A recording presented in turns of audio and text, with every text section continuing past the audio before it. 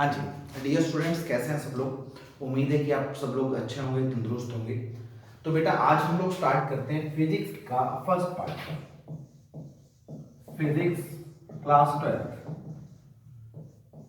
बेटा physics class 12 term 2 की बात करूं तो इसके अंदर हमारे पास टाइम जो है ना बहुत कम बच गया। बेटा टर्म कौन सी है? 2। टाइम जो है हमारे पास बहुत कम है। कम टाइम के अंदर हम लोगों को अपना सिलेबस कवर करना है प्यारे बच्चों। तो सिलेबस क्या क्या है, सिलेबस के बारे में मैं आपको थोड़ा सा आइडिया दे दूं। सबसे पहला टॉपिक आता है बेटा इलेक्ट्रोमैग्नेटिक वेव। क्या आता है बेटा? Electromagnetic wave. देन आता है बेटा आपका ऑप्टिक्स। ऑप्टिक्स को भी दो पार्ट्स के अंदर कैटेगराइज करा गया बेटा। पहला है अपना ray optics, ray optics. Second है अपना बेटा wave optics, ray optics and wave optics. उसके बाद हम लोगों को चलना है बेटा ड्यूल नेचर पर, dual nature of matter and radiation. Then बेटा हम लोगों को बात करनी है एटम एंड न्यूक्लियस की, एटम एंड न्यूक्लियस। और उसके बाद लास्ट जो टॉपिक बचा अपना बेटा उसका नाम है सेमीकंडक्टर। इसको इलेक्ट्रॉनिक डिवाइसेस के नाम से भी जाना जाता है बेटा। तो आज का हमारा जो बेसिक टॉपिक रहेगा बेटा वो रहेगा इलेक्ट्रोमैग्नेटिक वेव। हम लोग बिल्कुल स्टार्टिंग से करेंगे बेटा, हर रोज एक नया सेशन आपके लिए मिलेगा। और सबसे पहले सेशन की बात करूं तो आज का पहला जो सेशन है वो किस पर है बेटा? Electromagnetic wave, electromagnetic waves. तो प्यारे बच्चों मैं पहले आपको थोड़ा सा इंट्रोड्यूस करवा दूं कि इलेक्ट्रोमैग्नेटिक वेव है क्या। अगर मैं आपको कहूं कि आपको अपने किसी फ्रेंड से बात करनी है तो आप क्या करोगे बेटा? आप अपना फोन लोगे और उस बच्चे के पास फोन करोगे जिससे आपको बात करनी है। तो क्या ये दोनों फोन वायर से कनेक्टेड हैं? बिल्कुल नहीं सर, हमें कोई विजिबल वायर यहां पर नजर नहीं आ रही। तो हम लोग क्या कहेंगे कि इनके बीच में कोई कनेक्शन नहीं है। बट एक्चुअल में देखा जाए तो हमारे नियर बाय बहुत सारी ऐसी इनविजिबल वायर्स हैं। क्या है बेटा? इनविजिबल वायर्स हैं जिसके थ्रू हम लोग कह सकें कि हमारी जो एनर्जी है ना बेटा वो एक जगह से दूसरी जगह क्या हो रही है? ट्रांसफर हो रही है। उनको क्या बोलते हैं हम लोग? Electromagnetic wave. ठीक है, तो इलेक्ट्रोमैग्नेटिक वेव कहां कहां यूज होती है बेटा? इलेक्ट्रोमैग्नेटिक वेव्स यूज होती है कम्युनिकेशन के अंदर यूज हुई बेटा। टेलीकास्ट कर रहे हो आप, रेडियो से कुछ सुन रहे हो तो वो किसके मीडियम से हो पा रहा है बेटा? इलेक्ट्रोमैग्नेटिक वेव की वजह से। इवन आप मेरे को अपने फोन पे देख पा रहे हो तो ये किसकी वजह से पॉसिबल हो पा रहा है बेटा? इलेक्ट्रोमैग्नेटिक वेव की। ठीक है, तो ये बड़ा एक इंपॉर्टेंट टॉपिक है। और अगर हम लोग बात करें एक्सरे की तो एक्सरे भी क्या है? आपकी इलेक्ट्रोमैग्नेटिक वेव है। तो इलेक्ट्रोमैग्नेटिक वेव को पढ़ने से पहले मैं आपको एक छोटी सी सीरीज याद करवाने की कोशिश करूंगा बेटा। सीरीज क्या है? Radio wave, radio wave. Then बेटा माइक्रोवेव, माइक्रोवेव। फिर आती है बेटा इंफ्रारेड, इंफ्रारेड। देन उसके बाद आएगा बेटा विजिबल रीजन। कौन सा रीजन बेटा? Visible region. Then ultraviolet. उसके बाद हो गया बेटा एक्सरे एंड गामा रेज। कौन सा बेटा? X-ray and gamma rays. अच्छा सर आपने ये सीरीज तो लिख दी बट हम लोग इसको याद कैसे करेंगे? तो याद करने के लिए मैं सबसे शॉर्टकट बात बताऊं बेटा। आप सबसे पहले एक काम करें, रेडियो को ले बेटा। किसको ले? रेडियो, जो पुराने टाइम में हम लोग सुनने के लिए यूज किया करते थे, इंफॉर्मेशन वगैरह जो भी थी। तो रेडियो को अगर आप लेके किस में डाल दें बेटा? माइक्रोवेव के अंदर। किसके अंदर डाल दिया? माइक्रोवेव के अंदर। रेडियो को जैसे ही माइक्रोवेव के अंदर डालेंगे बेटा, माइक्रोवेव क्या करेगा? जैसे खाना पकाता है वैसे ही किसको पका देगा बेटा? रेडियो को। तो रेडियो को जैसे ही माइक्रोवेव में रखा तो रेडियो क्या हो जाएगा बेटा? लाल। क्या हो जाएगा? लाल, यानी रेड। जैसे ही रेडियो माइक्रोवेव के अंदर गया, जाते ही क्या हो गया बेटा? लाल हो गया। लाल होते क्या होगा? एकदम से हमें चमकेगा। चमकने का मतलब विजिबल रीजन, यानी हमें वो विजिबल हुआ। किसे विजिबल हुआ बेटा? यू एंड मी, यानी आपको और मेरे को। तो हम लोग कहेंगे यूवी, आपको और हमें। किसको विजिबल हुआ बेटा? U and V. फिर क्या हुआ? जैसे ही रेडियो गर्म हुआ, गर्म होने के बाद बेटा चमका, चमकने के बाद किसको देखा? आपको और मेरे को। फिर हमें कुछ समझ नहीं आया तो हम लोगों ने लिखा X Y and Z. Z का यहाँ पर कोई मतलब नहीं था इसलिए हम लोगों ने इसको क्या कर दिया बेटा? कैंसिल आउट कर दिया। तो ये आपकी सीरीज याद करना। रेडियो किसमें डालेंगे? माइक्रो में। वो क्या हो जाएगा बेटा? लाल। लाल होकर क्या होगा? विजिबल। किसे विजिबल रहेगा बेटा? U and V. फिर क्या हुआ? कुछ समझ नहीं आया, X Y and Z. Z का कोई मतलब नहीं। जैसे ही हम लोग इस डायरेक्शन में चलेंगे ना प्यारे बच्चों, तो इसकी फ्रीक्वेंसी है वो क्या करेगी बेटा, इंक्रीज कर जाएगी। फ्रीक्वेंसी क्या कर जाएगी, इंक्रीज। अच्छा सर, अब आप यूं बताओ कि एक्सरे की फ्रीक्वेंसी ज्यादा है या गामा रे की फ्रीक्वेंसी ज्यादा है? तो सर आपने बताया कि इस डायरेक्शन में जैसे ही हम लोग मूव करेंगे तो फ्रीक्वेंसी क्या होती जाएगी बेटा, इंक्रीज होती जाएगी। तो सबसे ज्यादा फ्रीक्वेंसी किसकी है, गामा रेज की। किसकी है बेटा, गामा रे। और उससे कम किसकी है, उसकी कम है बेटा एक्सरे की। ठीक है, तो ये याद करने का तरीका था। आपको क्वेश्चन कई बार पूछ लिया जाता है कि इनमें से किसकी फ्रीक्वेंसी ज्यादा है, तो आप डायरेक्ट आंसर कर सकते हो मेरे बच्चों।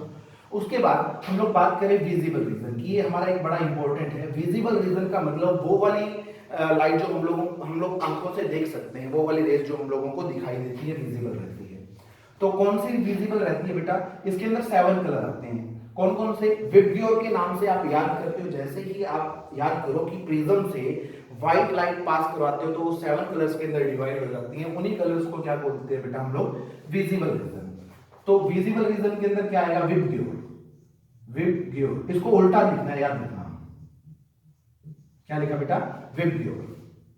अगर मैं पूछूं, उल्टा लिख दिया हम लोगों ने, इसको पूछो कि वॉयलेट और रेड में से फ्रीक्वेंसी किसकी ज्यादा है, तो देखो राइट साइड कौन आ रहा है, वॉयलेट।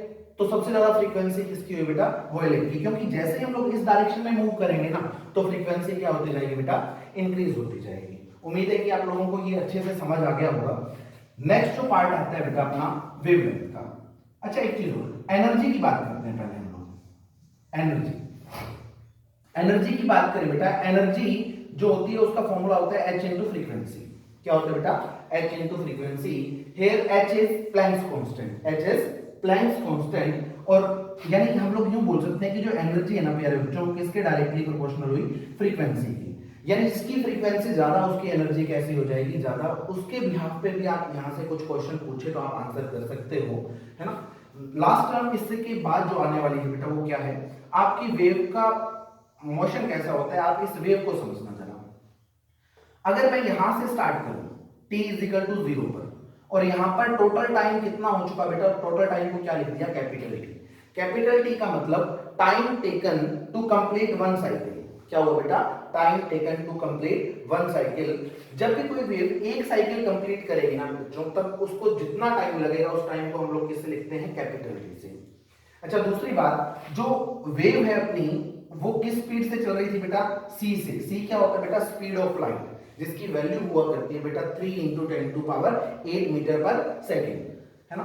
तो यहां से लेकर यहां तक की जो डिस्टेंस है ना बेटा, उस डिस्टेंस को बोलते हैं लैम्डा, यानी क्या, वेवलेंथ। वेवलेंथ यानी the distance travelled by the wave in completing one cycle.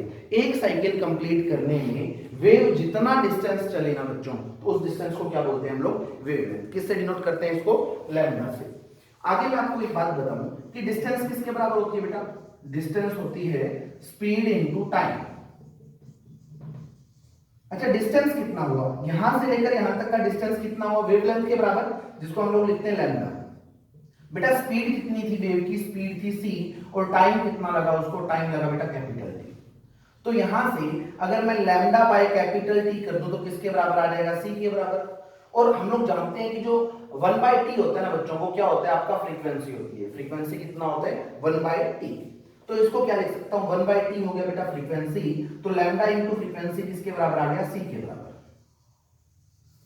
ठीक है, चलो अब यहां से मैं एक छोटा सा पार्ट और बताऊं आपको कि lambda is equal lambda into frequency कितना हुआ बेटा, c के बराबर।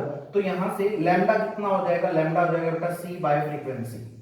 c क्या है, स्पीड ऑफ लाइट, जिसकी वैल्यू क्या होती है बेटा, constant 3 into 10 to power 8 metre per second. तो जो लैम्डा है वो किसके इनवर्सली प्रोपोर्शनल हुआ बेटा, फ्रीक्वेंसी की। यानी जिसकी फ्रीक्वेंसी ज्यादा उसकी वेवलेंथ कैसी हो जाएगी, कम। तो हम लोग डायरेक्टली बोल सकते हैं बेटा कि इस डायरेक्शन में जैसे ही हम लोग मूव करें तो फ्रीक्वेंसी क्या करेगी, उसकी इंक्रीज करेगी। जैसे ही फ्रीक्वेंसी इंक्रीज करेगी तो वेवलेंथ क्या हो जाएगी, डिक्रीज। तो नेक्स्ट पार्ट आपको यहां पर यू मेंशन कर देना है कि इस डायरेक्शन में जैसे ही हम लोग चले तो आपकी जो वेवलेंथ है ना बेटा, वेवलेंथ क्या करेगी, डिक्रीज। तो क्वेश्चन यहां से ये बनेगा कि बताओ आप माइक्रोवेव और अल्ट्रावायलेट में से वेवलेंथ किसकी ज्यादा है ना। तो माइक्रोवेव पहले आया, और अल्ट्रावायलेट बाद में आया। इस डायरेक्शन में जैसे ही चलेंगे तो वेवलेंथ क्या होती जाएगी बेटा, डिक्रीज, यानी कम किसकी हो जाएगी, अल्ट्रावायलेट की। क्लियर है बच्चों? चलो उसके बाद हम लोग इसका स्टार्ट करते हैं बेटा। फर्स्ट जो टॉपिक इलेक्ट्रोमैग्नेटिक वेव का है, अच्छा अगर मैं कुछ आपसे उम्मीद करूं कि आपको टर्म 1 की कुछ चीजें याद हैं तो ज्यादा बेटर रहेगा, नहीं है तो भी थोड़ा सा कोऑपरेट करें समझने के लिए, ज्यादा मुश्किल नहीं है, थोड़ी सी आसान सी बात है। क्या था, B dot DL, B dot DL इसको बोला करते थे बेटा line integral of magnetic field in a closed loop is equal to mu naught into I. ये कहां पढ़ा था, ये हम लोगों ने पढ़ा था चैप्टर 3 के अंदर बेटा, है ना, चैप्टर 3 के अंदर पढ़ा था टर्म 1 के अंदर, जो कि हम लोग शायद भूल गए हो, बट भूलना नहीं चाहिए। बी डॉट डीएल किसके बराबर आता है बेटा, म्यू नॉट इनटू आई के बराबर। इसको बोलते थे हम लोग एम्पियर्स सर्किटल लॉ। क्या बोलते थे बेटा, एम्पियर्स सर्किटल लॉ। अब इसको मैक्सवेल ने थोड़ा मॉडिफाई किया। मैक्सवेल ने क्या कर दिया बेटा, इसको मॉडिफाई। उन्होंने बोला कि आप इसको बी डॉट डीएल को म्यू नॉट इनटू आई ना लिखें, इसको क्या लिखें बेटा, इसको लिखेंगे B dot DL is equal to mu naught I C plus I D. I D की बात करें तो बेटा उसकी वैल्यू होती है epsilon naught D flux by D. ये सिर्फ इक्वेशन ध्यान से देखनी है और कुछ नहीं बेटा। अच्छा अब मैं इसके बारे में थोड़ा सा कमेंट कर दूं कि क्या क्या चीजें हैं। इन्होंने बोला कि line integral of magnetic field in closed loop is equal to mu naught times, यहां पर तो सिंपल करंट लिखा गया, बट यहां पर क्या लिख दिया बेटा, आईसी प्लस आईडी। ये आईडी का मतलब क्या है बेटा, वो वाला करंट जो किसकी वजह से हो, इलेक्ट्रिक फ्लक्स के चेंज होने की वजह से। किसकी वजह से हो बेटा, इलेक्ट्रिक फ्लक्स के चेंज होने की वजह से। अब यूं समझें कि फ्लक्स, इलेक्ट्रिक फ्लक्स कितना हुआ करता था बेटा, E इंटू ए इंटू कॉस थीटा, यानी numbers of electric field line passing through a given surface area, है ना। तो यहां से ये बस इक्वेशन ध्यान से समझनी है और कुछ नहीं बेटा। यहां से हम लोग कहें कि जब जब आपका इलेक्ट्रिक फील्ड चेंज होगा तो क्या बनेगा बेटा, मैग्नेटिक फील्ड। याद रखना, क्या मैक्सवेल के अकॉर्डिंग जो इक्वेशन बनी वहां से हमें क्या कंक्लूजन मिला कि जब जब आपका इलेक्ट्रिक फील्ड चेंज होगा तो वहां पर क्या बनेगा बेटा, मैग्नेटिक फील्ड। ठीक है, चलिए सेकंड जो दूसरी बात जो थी वो थी हमारी फैराडे से। फैराडे ने क्या बोला था बेटा, फैराडे ने बोला था कि किसी भी कॉइल, जैसे हम लोगों ने बात करी थी कि भाई ये वाली कॉइल और यहां पर हम लोग एक क्या लगा दे बेटा, सपोज एक बल्ब लगा दिया, सपोज कुछ भी, और इसके आसपास अगर मैं एक मैग्नेट को मूव करवाऊं ना बेटा, मैग्नेट को क्या करवाऊं, मूव, तो इसके अंदर क्या चेंज होता था बेटा, मैग्नेटिक फ्लक्स चेंज होता था, जिसकी वजह से ये बल्ब क्या करता था बेटा, ग्लो करा करता था। यानी फैराडे ने बोला कि किसी भी लूप से अगर आप मैग्नेटिक फ्लक्स चेंज करवाओगे तो वहां पर क्या बन जाएगा बेटा, ईएमएफ। ईएमएफ बोले तो पोटेंशियल डिफरेंस बन जाएगा। और ईएमएफ कितना बनता था बेटा, वो बनता था minus of D flux by dt। ये फ्लक्स कौन सा हुआ करता था बेटा, बी, यानी मैग्नेटिक फ्लक्स। कौन सा फ्लक्स होता था बेटा, मैग्नेटिक फ्लक्स। और ई को हम लोग लिख सकते हैं ई डॉट डीएल। क्या लिख सकते हैं बेटा, ई डॉट डीएल। ई बोले तो कैपिटल ई क्या है बेटा, यहाँ पर इलेक्ट्रिक फील्ड, है ना। ये क्या था, ये था ईएमएफ। इसको क्या बोलते थे, पोटेंशियल डिफरेंस। और पोटेंशियल डिफरेंस का रिजल्ट टर्म 1 के अंदर ये आया था, है ना। तो ये कितना होता है बेटा, minus of D flux by dt। ठीक है, अच्छा इसको माइनस लिखेंगे तो ये माइनस माइनस प्लस हो जाएगा, है ना। तो ये कितना हो जाएगा बेटा, डी फ्लक्स बाय dt। यहां से क्या कंक्लूजन निकला बेटा, यहां से कंक्लूजन ये निकला कि जब भी आप मैग्नेटिक फ्लक्स को चेंज करेंगे, इसको चेंज करेंगे मैग्नेटिक फ्लक्स को, तो वहां पर क्या बन जाएगा बेटा, इलेक्ट्रिक फील्ड बन जाएगी। क्या बन जाएगी, इलेक्ट्रिक फील्ड। यही दो की पॉइंट है इस टॉपिक को समझने के, बड़ा आसान है। मैं फिर से रिपीट करूं, ये क्या था, मैक्सवेल ने जो किसको मॉडिफाई किया था बेटा, एम्पियर सर्किटल लॉ को। यहां पर बोला कि B dot dl is equal to mu naught IC plus displacement current. कौन सा करंट है बेटा, ये डिस्प्लेसमेंट करंट। डिस्प्लेसमेंट करंट किसकी वजह से होता है, तो बोला गया कि चेंज इन इलेक्ट्रिक फील्ड की वजह से होता है। किसकी वजह से बेटा, इलेक्ट्रिक फील्ड के चेंज होने की वजह से, यानी D flux by dt। Conduction current कौन सा करंट है बेटा, कंडक्शन करंट वो वाला करंट है जो वायर्स के अंदर इलेक्ट्रॉन के मोशन की वजह से होता था, उसको बोलते हैं कंडक्शन करंट। सेकेंड पार्ट जो इसका था कि ईएमएफ जो इंड्यूस हुआ वो कितना हो बेटा, D flux by DT. EMF कितना होता है, डी फ्लक्स बाय डीटी। और यहाँ पर बी बी लिखा गया, बी बोले तो फ्लक्स किसका, यहाँ पर मैग्नेटिक फ्लक्स की बात करें। और ई किसके बराबर होता है बेटा, कैपिटल ई डॉट डीएल के बराबर, है ना। तो ये इसके बराबर आ गया। तो यहां से हम लोग कहेंगे कि जब जब आपका मैग्नेटिक फ्लक्स चेंज होगा तो क्या क्या जनरेट हो जाएगा बेटा, वहां पर इलेक्ट्रिक फील्ड। ये दो की पॉइंट थे। यहां से हम लोग अपना पार्ट स्टार्ट करते हैं बेटा। याद रखना कि जब आपका मैग्नेटिक फील्ड चेंज होगा तो क्या बन जाएगा, इलेक्ट्रिक फील्ड। और जब आपका इलेक्ट्रिक फील्ड चेंज होगा तो क्या बन जाएगा बेटा, मैग्नेटिक फील्ड। अगर मैं चार्ज की बात करूं, ये चार्ज है बेटा, चार्ज एट रेस्ट। अगर कोई चार्ज रेस्ट पर है तो वो क्या बनाएगा, तो सर चार्ज कोई भी रेस्ट पर है तो अपने नियर बाय क्या बनाता था वो, इलेक्ट्रिक फील्ड। क्या बनाया बेटा उसने, इलेक्ट्रिक फील्ड यानी ई बना दिया। अगर मैं किसी चार्ज को बोलूं कि वो मूव कर रहा है बेटा, क्या कर रहा है, मूव, और कांस्टेंट स्पीड से मूव कर रहा है। जब भी वो कांस्टेंट स्पीड से मूव करेगा बेटा, मूविंग विद कांस्टेंट स्पीड, तब वो अपने कोई भी करंट कैरिंग वायर अपने नियर बाय क्या बनाती है बेटा, मैग्नेटिक फील्ड, है ना। ऑस्टेड ने बताया था कि करंट कैरिंग वायर अपने नियर बाय क्या बनाती है, मैग्नेटिक फील्ड। जैसे अगर मैं इसकी बात करूं कि ये करंट कैरिंग वायर है, इसकी करंट की जो डायरेक्शन है ये वाली, तो मैग्नेटिक फील्ड हम लोग कैसे निकाला करते थे बेटा, अपनी पाम को ऐसे घुमाया करते थे राइट हैंड की, और थंब को किधर रखा करते थे बेटा, in the direction of current. तो यहाँ पर जो मैग्नेटिक फील्ड बनता था वो कैसा बनता था बेटा, सर्कुलर बना करता था।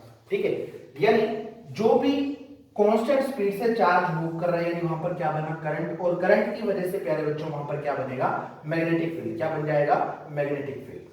ठीक है, अच्छा। अब दूसरी बात कि यहां पर इलेक्ट्रिक फील्ड कांस्टेंट है, यहां पर मैग्नेटिक फील्ड कांस्टेंट है, बट अगर मैं चार्ज को एक्सेलरेट करवा दूं, क्या करवा दूं बेटा, एक्सेलरेट। अगर कोई चार्ज पार्टिकल एक्सेलरेट करेगा तो देखो करंट की वैल्यू क्या होती जाएगी, बढ़ती जाएगी, क्योंकि कांस्टेंट स्पीड से चलेगा तो बी कांस्टेंट आएगा। अगर करंट की वैल्यू वेरिएबल है, वेरिएबल क्यों है, क्योंकि चार्ज पार्टिकल एक्सेलरेट कर रहे हैं, और करंट वेरी करेगा तो वहां पर क्या बन जाएगा बेटा, मैग्नेटिक फील्ड, वो भी क्या करेगा, वेरिएबल। कैसा बनेगा बेटा, वेरिएबल। हाँ, जैसे ही मैग्नेटिक फील्ड वेरिएबल बना, जब भी आपका मैग्नेटिक फील्ड चेंज होगा, तो हम लोगों ने थोड़ी देर पहले पढ़ा था कि बी चेंज हुआ तो क्या बन जाएगा बेटा, क्या प्रोड्यूस करेगा, इलेक्ट्रिक फील्ड, है ना। अच्छा, अब ये इलेक्ट्रिक फील्ड भी कैसा होगा, चेंज होता हुआ, ये किसको बनाएगा बेटा, मैग्नेटिक फील्ड को। तो यही क्या बन गई आपकी वेव। तो वेव का जो इलेक्ट्रोमैग्नेटिक वेव का जो सोर्स है बेटा, सोर्स क्या है, याद रखना, इलेक्ट्रोमैग्नेटिक वेव का जो सोर्स है वो क्या है, एक्सेलरेटिंग चार्ज। कौन सा चार्ज बच्चा, एक्सेलरेटिंग चार्ज। यानी जब भी कोई चार्ज पार्टिकल एक्सेलरेट करेगा तो वो क्या बनाएगा, इलेक्ट्रोमैग्नेटिक वेव। कैसे बनाएगा वो भी समझते हैं।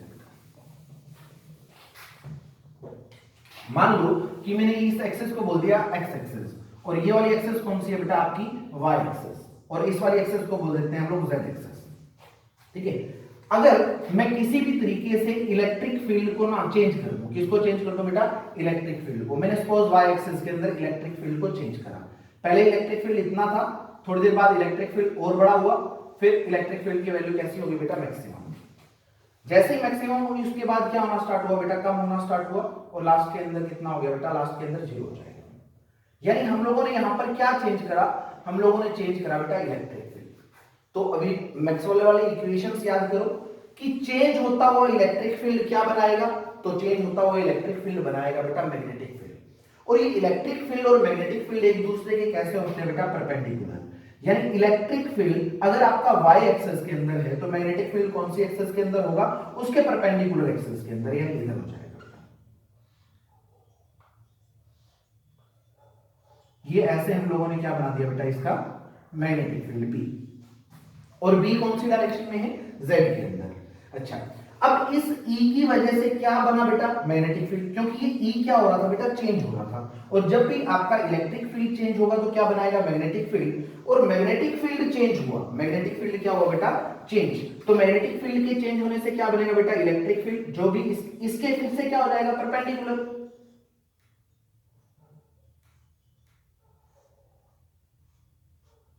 ठीक है, तो इस टाइप से हमारा क्या बन जाएगा बेटा, इलेक्ट्रिक फील्ड चेंज होता हुआ। अब ये वाला जो चेंज होता हुआ इलेक्ट्रिक फील्ड क्या बनाएगा बेटा, ये चेंज होते हुए मैग्नेटिक फील्ड को बनाएगा। तो मैग्नेटिक फील्ड कैसा होगा, इस टाइप से बेटा। ठीक है। अच्छा, अब मैं इसको कंप्लीट करूं वेव को, तो इलेक्ट्रिक फील्ड तो आपका कौन सी डायरेक्शन में चेंज हुआ बेटा, वाई एक्सिस के अंदर, और मैग्नेटिक फील्ड कौन सी डायरेक्शन में बना बेटा इसकी वजह से, वो बना बेटा आपका जेड डायरेक्शन के अंदर। तो ये वेव ऐसे जाएगी। वेव का प्रोपेगेशन किधर हो रहा है, वेव इस डायरेक्शन में प्रोपेगेट कर रही है, प्रोपेगेशन ऑफ वेव। ठीक है, तो दो हम लोगों ने जो मेन जो पॉइंट पढ़े थे, पॉइंट कौन से थे कि चेंज होता हुआ इलेक्ट्रिक फील्ड क्या बनाएगा, चेंज होता हुआ मैग्नेटिक फील्ड, और चेंज होता हुआ मैग्नेटिक फील्ड क्या बना देगा बेटा, चेंज होता हुआ फिर से इलेक्ट्रिक फील्ड, यानी ये प्रोसेस चलती जाएगी, है ना। और ये वेव अपने साथ क्या करी करती है बेटा, एनर्जी, और इसका प्रोपेगेशन किधर हुआ, इन दोनों के परपेंडिकुलर हुआ। अगर मैं आपको यूं बोलूं कि आपका इलेक्ट्रिक फील्ड इस डायरेक्शन में चेंज हो रहा है, और उसकी वजह से इस इलेक्ट्रिक फील्ड के चेंज होने की वजह से मैग्नेटिक फील्ड आपका इस डायरेक्शन में चेंज हुआ, चेंज होता हुआ बना, और इस मैग्नेटिक फील्ड की वजह से क्या बनेगा, इलेक्ट्रिक फील्ड, जो कि इस डायरेक्शन में आ जाएगा।